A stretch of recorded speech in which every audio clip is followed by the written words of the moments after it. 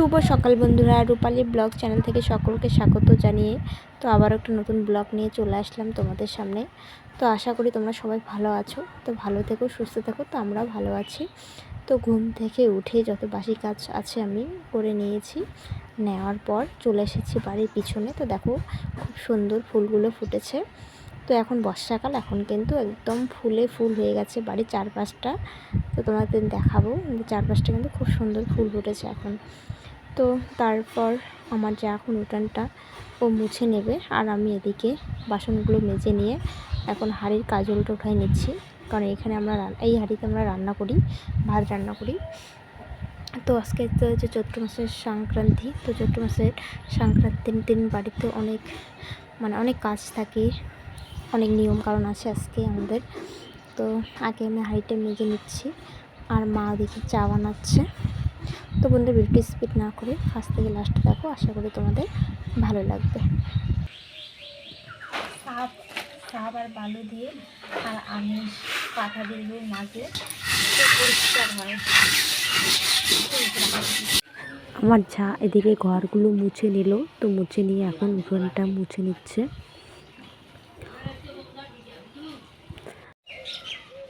তো যে বাবু এখনই ঘুম থেকে উঠলো, তো উঠে দেখো আমার মুখের দিকে তাকিয়ে আছে, ভাবছে এটা কে, মা নাই বর্মা।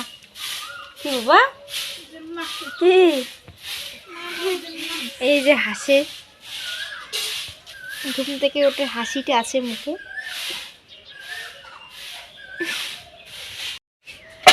তামাক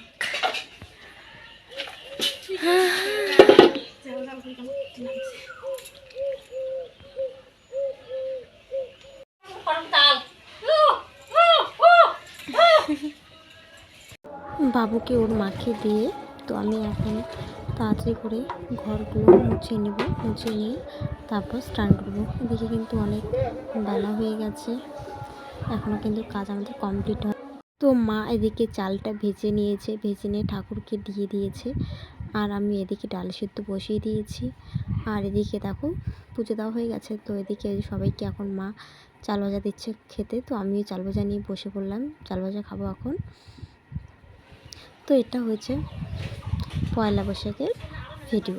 তো পয়লা বৈশাখের দিন আমার যা যে ভোগ রান্না করেছে, তখন প্রসাদ দিচ্ছে ঠাকুরকে, আর আমি এদিকে দেখো ভাত বসিয়ে দিয়েছি। তো ভাত হয়ে গেছে, এদিকে মাছ ভাজা বসিয়ে দিয়েছি, তো কড়াইতে মাছ দিয়ে দিয়েছি। আর এদিকে মাছগুলো আমি দেখে দিচ্ছি কী কী রান্না করতে, সেটা তোমাকে দেখাচ্ছি। আলু করলে ভাজা, এদিকে শাক, যে কলা ভাজা হয়ে গেছে, এদিকে যে করলা আলু ভাজা কষিয়ে দিয়েছি, আর এদিকে সজনার আলু দিয়ে মাছের ঝোল হবে, এদিকে শাক, আর এদিকে হবে তেঁতুলের চাটনি। অল্প খা বাবা, ঠাকুর প্রসাদ খাওয়ার লাগে, জল খাবো আছে বালতির জন্য।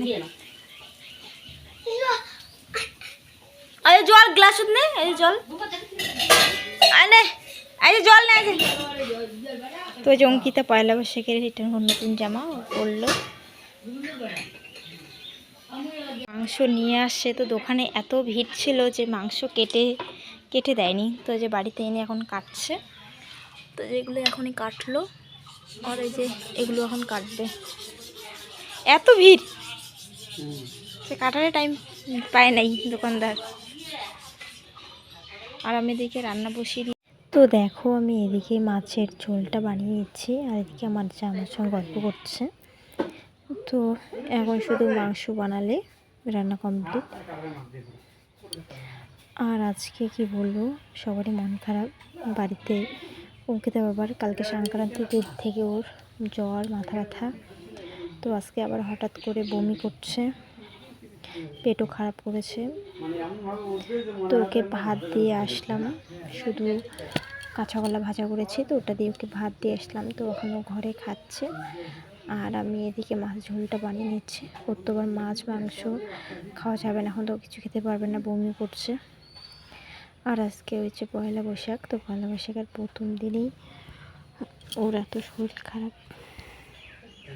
তো আমার মাংসটা রান্না করলে রান্না কমপ্লিট। তো অঙ্কিতা বারবার এসে বলতেছে, মা মাংস হয়েছে কি হয়নি। তো আমি বললাম যে এখনও হয়নি, হোক তারপরে তোকে ভাত দিব। তো ভাত খেয়েছে মাছ ভাজা দিয়ে। তো তবু আর কি ও ভীষণ মাংস পছন্দ করে, তো বারবার এসে বলতেছে।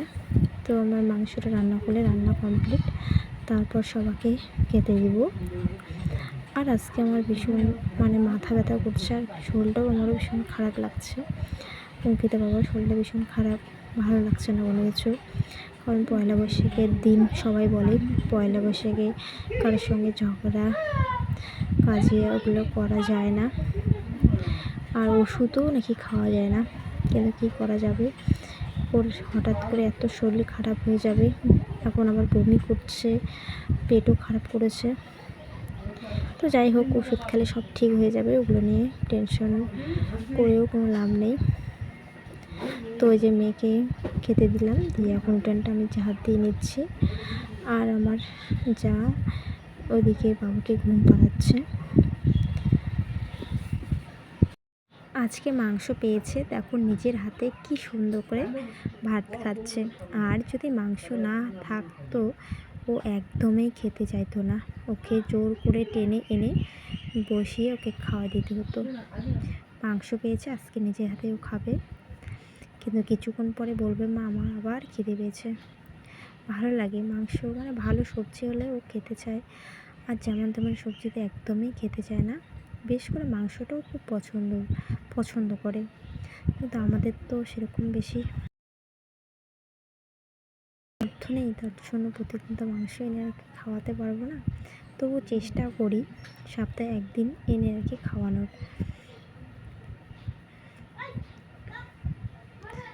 আর আমি এদিকে বাবুকে কোলে নিয়ে বসে আছি, আর মেয়েদিকে ভাত খাচ্ছে।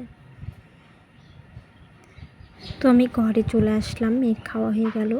এসে খুব মাথা ব্যথা করছে, বমি করছে, তাই মাথায় এখন একটু তেল দিয়ে দিচ্ছি।